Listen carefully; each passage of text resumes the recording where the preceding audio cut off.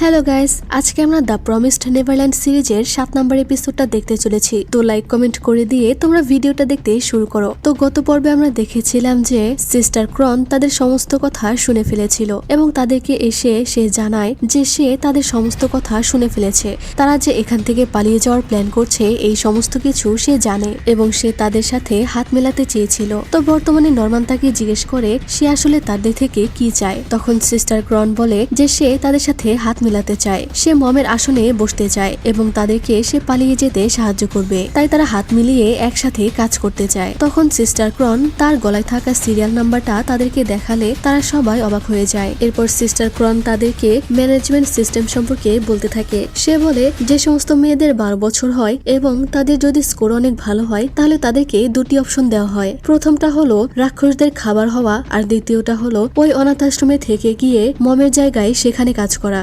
ভালো স্কোর এবং মমের যদি সুপারিশ পাও তাহলেই একমাত্র তুমি বেঁচে থাকতে পারবে, তবে এটা শুধুমাত্র মেয়েদের ক্ষেত্রেই প্রযোজ্য। কিন্তু আমি তোমাদেরকে এখান থেকে পালিয়ে যেতে নিষেধ করব, কারণ তোমরা কখনোই এখান থেকে পালিয়ে যেতে পারবে না। এই বলে সিস্টার ক্রন তার বুকের সার্জিক্যাল সেলাইয়ের দাগ দেখায়। এটা দেখে তারা সবাই অবাক হয়ে যায়। সিস্টার ক্রন বলে আমার শরীরের মধ্যে একটি চিপ লাগানো আছে, যদি আমি এই ফার্ম থেকে এক কদমও বাইরে পা রাখি তাহলে আমার হৃদয়ে ইলেকট্রিক কারেন্ট চলে যাবে, যার কারণে আমি তৎক্ষণাৎ মারা যাব। আর যদি অন্য কেউ আমাকে কিছু করে তাহলে এই চিপটা ট্রান্সমিটার হয়ে হেডকোয়ার্টারে সিগন্যাল দিবে। এটা শুনে নরমান বলে এর মানে আমরা কখনোই আপনাদের মতো মানুষদেরকে মারতে পারবো না। সিস্টার ক্রন বলে আমি এখান থেকে বাইরে যেতে পারবো না, তাই এই ফার্মেই আমি ভালোভাবে জীবন কাটাবো। মম হওয়ার সৌভাগ্য সবার হয় না। এটা শুনে তো তারা রেগে যায়। সিস্টার ক্রন বলে তোমরা এখান থেকে পালালে আমার উপরে দায় এসে পড়বে, তবে আমি তোমাদেরকে পালাতে আটকাবো না। তোমরা পালিয়ে যেতে পারো, তোমরা পালিয়ে গেলে আমার জন্য ভালোই হবে, তাই তোমরা আমার সাথে হাত মেলাও।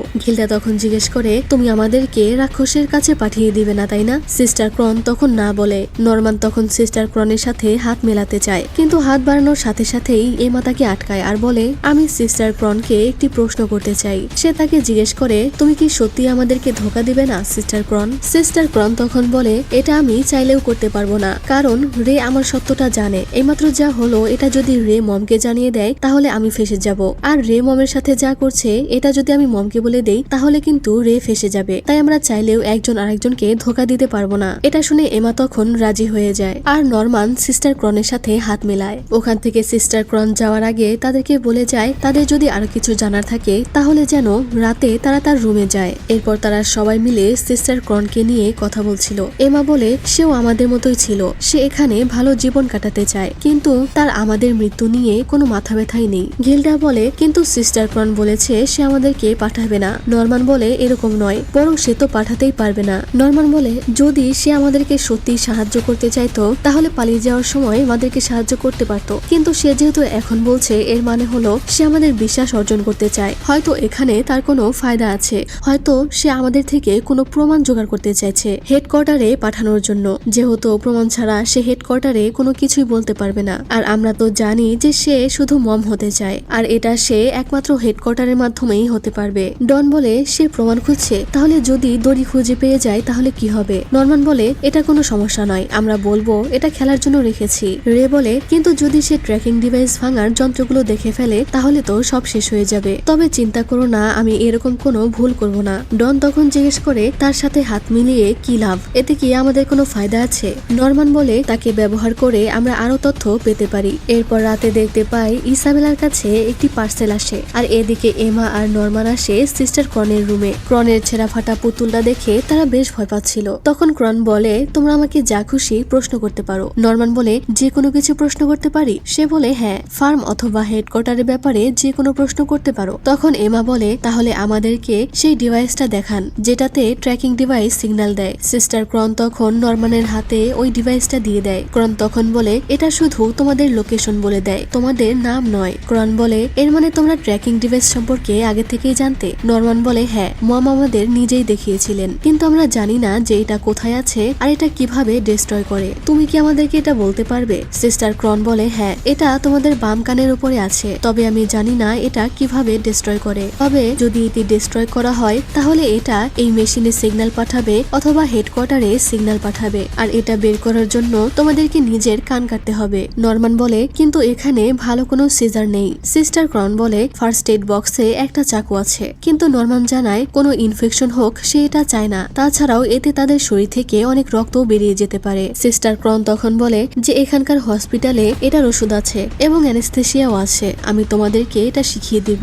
এখন তোমাদের আর কিছু জানার থাকলে জিজ্ঞেস করতে পারো। তখন এমা তাকে জিজ্ঞেস করে আপনার বয়স কত আর আপনি কি এখানেই বড় হয়েছেন? ক্রন তখন বলে মেয়েদেরকে তার বয়স জিজ্ঞেস করতে হয় না। আর এটা কিন্তু একদম সত্যি কথা বলছে। তবে ক্রন বলে যে তার বয়স 26 বছর আর সে অন্য একটি হাউসে জন্মগ্রহণ করেছিল আর ওখানেই বড় হয়েছে। আর ইসাবেলার 31 বছর। নরমান তখন বলে আর আপনি বাইরের দুনিয়া সম্পর্কে কি জানেন? আপনি কি বাইরের দুনিয়া দেখেছেন? ক্রন তখন বলে না, আমি কখনোই বাইরের দুনিয়া দেখিনি। যা শুনে তারা দুজনেই অবাক হয়। ক্রন তখন বলে তোমাদের মনে হতে পারে যে আমি বাইরের দুনিয়া দেখেছি, কিন্তু আমি সত্যি বাইরের দুনিয়া দেখিনি। তবে বাইরে মানুষ অবশ্যই আছে, কারণ চিন্তা করে দেখো যে তোমরা যেসব খাবার খাও এবং যেসব পোশাক পরো এসব কোথা থেকে আসে? নরমান বলে এর মানে আমাদের এখানকার খাবার এবং পোশাক ও অন্যান্য জিনিসপত্র সব বাইরের দুনিয়া থেকে আসে। ক্রন বলে হ্যাঁ, এইসব একজন ব্যক্তি নিয়ে আসে আর সে এখনো জীবিত আছে। আমি তাকে একবার হেডকোয়ার্টারে দেখেছিলাম। এমা তখন জিজ্ঞেস করে আপনি কি জানেন দুনিয়াতে কবে এই রাক্ষসেরা এলো? ক্রন বলে না, আমি এটা জানি না। তারা আরো জিজ্ঞেস করে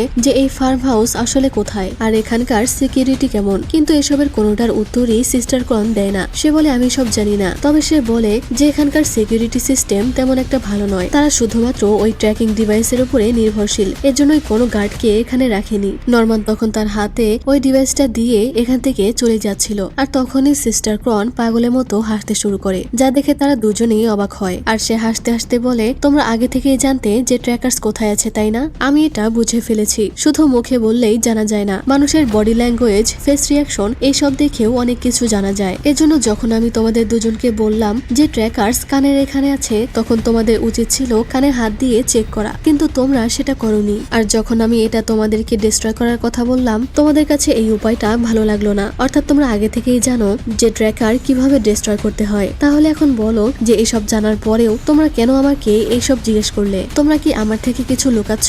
আর তোমরা যদি আরো রহস্য সম্পর্কে জানতে চাও তাহলে এর পরের বারে আবারও আসবে, তখন আমি তোমাদের সব বলবো। এদিকে রে মম ইসাবেলার সাথে ছিল আর তার হাতে একটি ক্যামেরা ছিল। সে তখন ইসাবেলার একটি ফটো তোলে আর ইসাবেলা রে কে উপহার স্বরূপ এই ক্যামেরাটা দিয়েছে, যেহেতু এটাই তাদের দুজনের মধ্যে চুক্তি হয়েছিল। রে চলে গেলে ইসাবেলা তার তোলা ছবিটা দেখতে থাকে। এরপর যখন 12টার ঘন্টা বেজে ওঠে 1 তারিখের উপরে ক্রস করে দেয় আর সে বলে তাহলে এখন সময় চলে এসেছে। পরদিন রে ওই ক্যামেরাটা দিয়ে সবার ছবি উঠাচ্ছিল। এরপর নরমান সবাইকে বলছিল আমাদের সবাইকে প্ল্যান অনুযায়ী চলতে হবে। লাঞ্চের পরে ফ্রি টাইমে আমি মমের মনোযোগ সরানোর চেষ্টা করব। ওই সময়ে নরমান আর এমা দেওয়ালের কাছে চলে যাবে আর ওখানে গিয়ে ইনভেস্টিগেশন করবে। গিল্ডা আর ডন তোমরা দুজনে সেকেন্ড ফ্লোরের জানালার কাছে চলে যাবে। যদি আমি মমের মনোযোগ সরাতে না পারি তাহলে আমি তোমাদেরকে জানিয়ে দেব আর তোমরা ওখান থেকে এমা আর নরমানকে জানিয়ে দেবে। প্ল্যানের হিসাবে আমাদের কাছে আর মাত্র 6 দিন আছে, কিন্তু আসলে আমাদের কাছে 5 মাস বাকি আছে, কারণ আমার জন্মদিনের পরে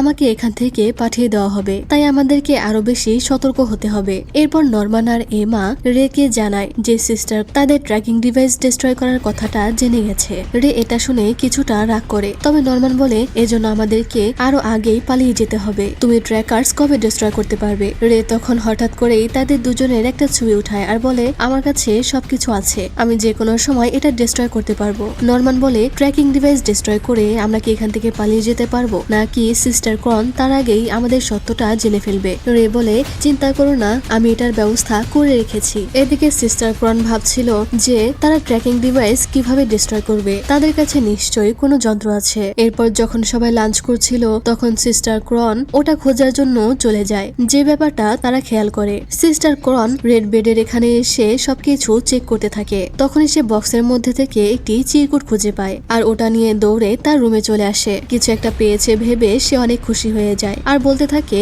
এটা ইসাবেলার বিরুদ্ধে ব্যবহার করা যাবে, এটা আমি গ্র্যান্ডমাকে দেখিয়ে দিব। তখনই তার দরজায় কেউ কড়া নাড়লে সে ওটা লুকিয়ে রেখে দরজা খুলে আর দেখতে পায় ইসাবেলা এখানে এসেছে। তবে ইসাবেলার হাতে একটি চাকু ছিল, যা দেখে সে কিছুটা ভয় পেয়ে যায়, কিন্তু ইসাবেলা তার দিকে ওই চাকুটা আর একটি চিরকুট এগিয়ে দেয় এবং বলে এটা হেডকোয়ার্টার থেকে এসেছে, আফসোস এটাই তাদের ইচ্ছা, বিদায় সিস্টার ক্রন। আর এই চিরকুট দেখে তো সিস্টার ক্রন অনেক বেশি ভয় পেতে থাকে আর আমরা বুঝতে পারি না যে এই চিরকুটে কি লেখা আছে। এখানেই 7 নম্বর এপিসোডটা শেষ হয়ে যায়। তো যাই হোক, ভিডিওটি ভালো লাগলে লাইক কমেন্ট করে দিও আর চ্যানেলটিকে সাবস্ক্রাইব করে দিও। আজকের মতো আমি এখানেই বিদায় নিচ্ছি। ভালো থেকো, সুস্থ থেকো, আল্লাহ হাফেজ।